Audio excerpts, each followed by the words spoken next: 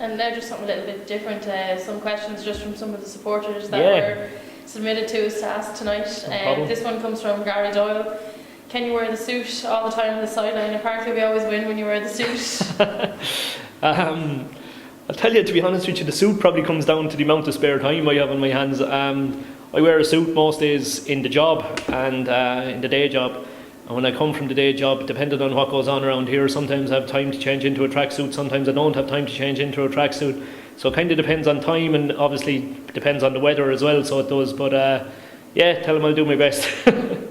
And the second one comes from Shane Ryan, and I suppose it's something a lot of fans will be curious to know is the departure of Paddy Carey from the coaching staff for the upcoming season. Yeah, that's actually something we just had a chat with the squad upstairs about there as well. So it was. Paddy was, when I got appointed down here, I suppose the very first person I went after was Paddy, because I'd known him from previous coaching courses and I'd known how strong of a technical coach he was. Paddy was fantastic down here last year. Unfortunately, in the off-season, one or two things came up, and having chatted with Paddy over the weekend, just for personal reasons, he doesn't feel that he'll be able to give the commitment that we'd require this year. He will be a loss, absolutely, as I said. As regards to technical coach, I certainly haven't met better. I think he's really, really good, and his communication with the boys in the dressing room is top notch as well. So it is. So it leaves us with a bit of a gap to fill. We've got new coaching staff in at the moment. Paul Smith has been in looking after the conditioning side of things, and he's been absolutely brilliant, running brilliant training sessions with the lads there at the moment. We've also brought in Gary Seary, who's done a bit on the coaching side for us so far, and will be very, very good in relation to performance analysis and stats and all of that kind of thing as regards preparing and reviewing for games. We probably will now have to look at bringing in another coach slash assistant manager kind of role, possibly, to fill the gap that's been left by Paddy, because, as I say, he was tremendous for me last year, so he was, and he will be a loss. But I'm sure the fans, certainly, who would have got to know him would join myself in wishing him all the best. And then the next question comes from Ian O'Neill. Will the club be actively trying to attract new fans, be more active, visible in the community, or are you happy with the small but loyal fan base? Well, it certainly is a small but loyal fan base. He hit the nail on the head there. I think Ian was part of a group that headed up to Merview for one of the games this year. That was particularly memorable, so it was. No, the fans are absolutely excellent. They are small in numbers at the moment, but they are excellent. I've said it before, I've mentioned it in the programme a few times, how much of a kick I get out of listening to their songs and their chants, and some of the things they come up with are absolutely hilarious. But you would like to see bigger numbers. Unfortunately, as regards what I can do to help that, my time is spent with the team and with the lads and on the training ground. Anything that I'm asked to do, or anything that I feel, or that the club feels I can do to help grow the support, I will very, very much look to do that. But it's probably down to other people in the club more so than myself to try and take that forward. Yeah. And then the next question comes from Stan Fox. Do you think you will ever be able to convince more Wexford District League players to try out for the club?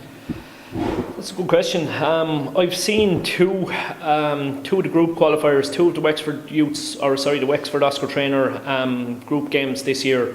They have a fine side. I know John, their manager, quite well. They have a very good side, and as I say, I went to watch two of the games just to get a look at them. Some very, very impressive players. I think almost everybody on the team has played or kicked the ball for Wexford Youths, either at underage level or at senior level, somewhere along the line. To be honest, in the first season, I was finding my feet. I didn't really know the best of the Wexford players around, like I feel I would do now. At the moment, obviously, they're attached to clubs, so they couldn't be approached at this time of the year. But come the junior off-season, during the summer, I would certainly hope that maybe one or two of those players might approach the club. If they're unattached, I would certainly like to approach one or two of those players myself. And yeah, you'd hope that they might be interested in getting involved in what we've got going here, all right, yeah. And then the next question comes from Keith Holden. Where do you see yourself in the club in 3 years' time?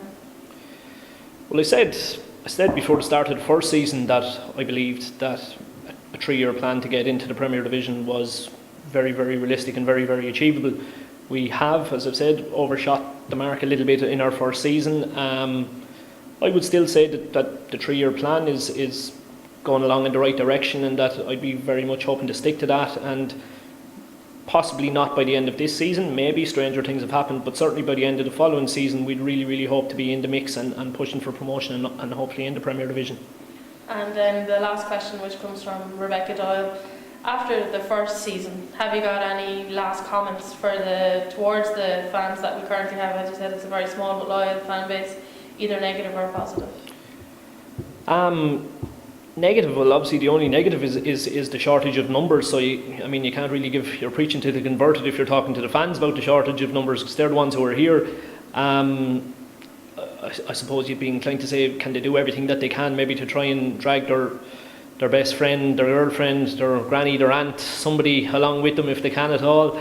But no, they've really been very excellent, so they have. I know that there's a big push on the supporters side, club side of things as well at the moment to try and increase the numbers on that.